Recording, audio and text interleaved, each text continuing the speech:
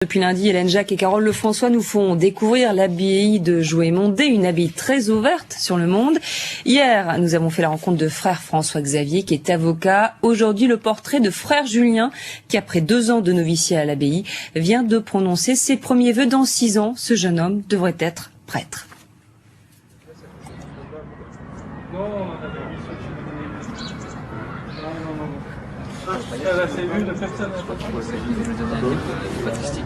J'étais historien de l'art, maintenant je découvre la philosophie que j'ignorais, je découvre aussi l'exégèse, c'est-à-dire l'étude de la Bible.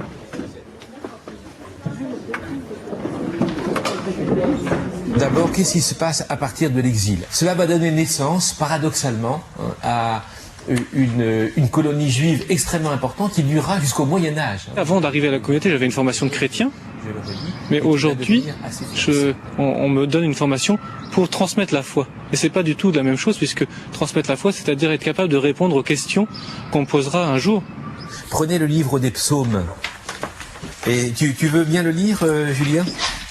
Là-bas, au bord des fleuves de Babylone, nous étions assis, tout éplorés, en pensant à ces questions, je ne peux pas les deviner par avance.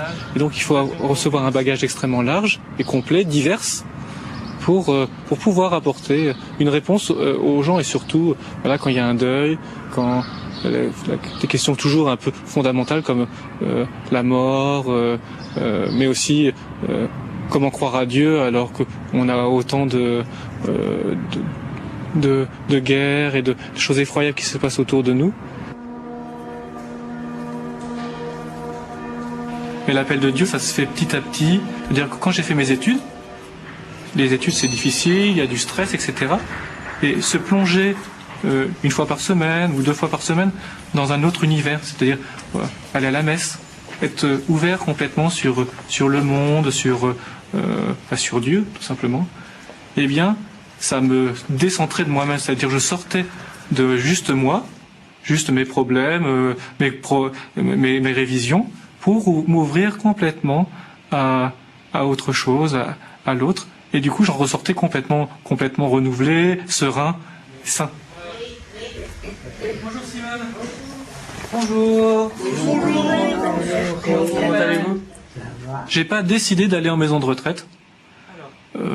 D'ailleurs, ça me serait peut-être pas venu à l'idée de moi-même. Mais en tant que jeune frère, on s'est dit que ça pourrait correspondre tout à fait à un début de mission dans le monde. Une fois que je vous ai dit que c'était plein, mais c'était réel. Oui, j'ai bien vu quand je suis venu. Il y a eu, oui, vous m'avez surprise. Je reçois ici infiniment plus que je ne saurais jamais donner. C'est-à-dire, ici, je suis aimé comme on peut l'être par sa grand-mère, mais aimé par 60 grand-mères. Alors comment allez-vous? Vous ne me reconnaissez pas? Mais Frère Julien. je croyais qu'il était plus grand que ça. Je me tiens plus droit, c'est mieux? Je rappelle le principal titre des